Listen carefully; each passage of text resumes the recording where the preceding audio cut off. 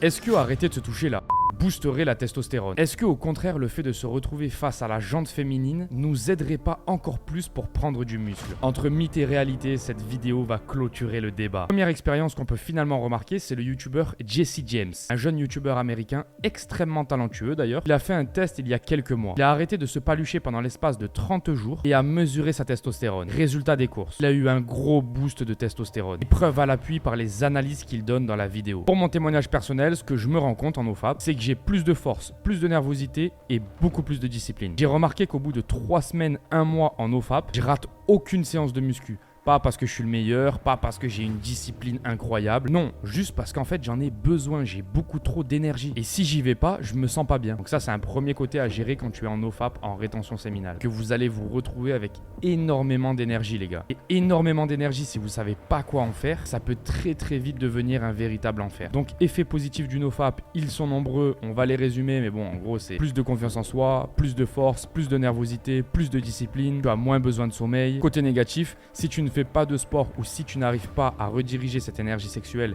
quelque part, ta vie va devenir un enfer. Ton cerveau peut se retrouver totalement paralysé par ces envies-là de reproduction et peut avoir des envies bizarres toute la journée. C'est d'ailleurs le témoignage que nous donne Jesse James, le YouTuber, dans la vidéo. Il explique qu'il sent beaucoup plus d'énergie à l'intérieur de son corps. Par contre, il faut vraiment savoir quoi en faire. Donc quand tu es entrepreneur, quand tu travailles, quand tu es businessman, quand tu fais beaucoup de sport, ça va. Si tu fais pas tout ça, c'est très compliqué. Numéro 2, comprendre le fonctionnement du corps humain. J'aimerais qu'on revienne vraiment à la base de la base. Quand on se pose des questions par rapport à ce sujet, ça serait top de revenir à la physiologie. Qu'est-ce qui ferait et est-ce que c'est logique qu'on ait un boost de testostérone si on n'arrive pas à procréer? Si on se remet dans notre état naturel sans toutes ces sociétés qui nous protègent, notre survie était plus qu'incertaine. On se levait le matin, on allait chercher à manger, on tombait sur un animal plutôt féroce et c'était terminé pour nous. Pareil pour les tribus adverses, enfin bref, t'as compris quoi. Donc partant de ce principe-là, il fallait vite assurer sa descendance. Bon, et si on pouvait la défendre aussi, c'était encore mieux. Donc le corps te donnait naturellement l'envie d'aller protéger une femme. Et en échange, tu pouvais lui faire des enfants. Aujourd'hui, on est dans une société surprotégée. On en vient à se poser des questions comme « Oh, est-ce que le NoFap c'est bon pour moi?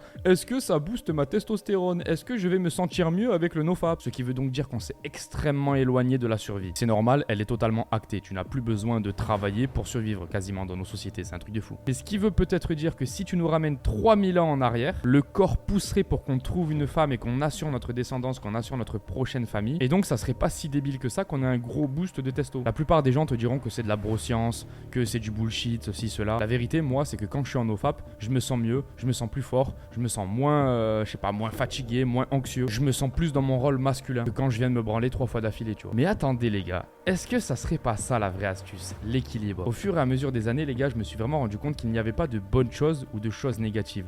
Tout était dans l'équilibre. Tu peux manger un burger, ça va rien faire de mal. Tu vas en manger 6 dans la semaine, tu vas te retrouver dans un état mental et physique juste horrible. Manger du Nutella, c'est pas si mauvais en soi si tu manges une tartine tous les 6 mois. Par contre, si tu manges du Nutella 6 fois par semaine, là ça va commencer à devenir problématique. Et c'est là où on arrive dans une règle que j'appelle l'équilibre homéostasique. Ouais, c'est un mot compliqué, je me la pète un peu. Ouais. Mais en gros, j'ai été pro-NoFap pendant longtemps. Je me suis aperçu en fait qu'il n'y avait pas de pro-NoFap, pro-anti-NoFap, ça fonctionne pas ça en fait. Il y a juste des moments où c'est positif et des moments où c'est négatif. Si t'es à Saint-Tropez, t'es avec tes potes, tu fais la fête, tu bois de l'alcool, pourquoi être en NoFap? Ça sert absolument à rien. Tu vas vouloir sauter sur tout le monde, tu vas avoir une nervosité pour rien, tu vas peut-être te battre. Non, au contraire, si tu es en plein mois de janvier, tu veux construire ton business, tu veux améliorer ta situation financière, je sais pas, tu veux faire plein de trucs vraiment de productivité, être en NoFap, ça peut être pas mal. Il y a juste des moments, les gars. Ce qui est drôle aujourd'hui, c'est qu'on a réussi à faire peur aux gens d'avoir une vie normale. Tout est diabolisé ou alors au contraire, le NoFap est vu comme une vertu incroyable. Moi, je crois que les gars, c'est ni l'un ni l'autre, c'est l'équilibre. Si tu te branles 6 fois dans la semaine, ça va pas le faire. Si tu te branles une fois tous les 6 mois,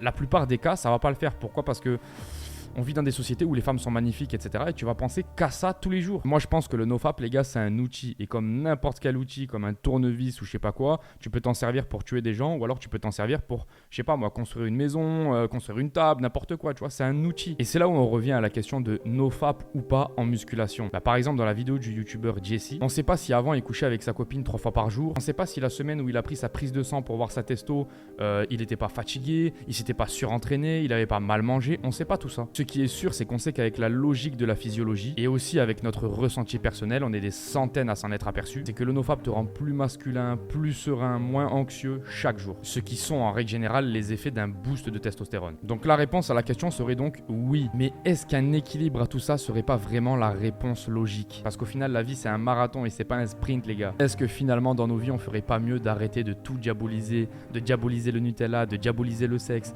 de diaboliser le FAP, de tout diaboliser, et au final à la fin tu peux plus rien faire, tu te retrouves vraiment dans des prisons où tu es totalement bloqué et au final tu fais l'extrême inverse de ce qui est bon pour toi. Un peu par exemple comme les végétariens ou les sans gluten. Ah, il faut pas manger de gluten, il faut pas ceci. Et puis tu les vois 3 ans plus tard, les mecs c'est des gros parce qu'en fait ils ont tous craqué. Ils ont tous craqué, c'est trop difficile de tenir ça. À la base le mouvement il est hyper positif, c'est-à-dire qu'on veut être plus serein, on va avoir une meilleure santé, une meilleure vision, tout ce que tu veux, et au final tu te retrouves avec des gens étriqués, fermés à travers un menu, ou alors oh non faut pas se branler, faut pas si.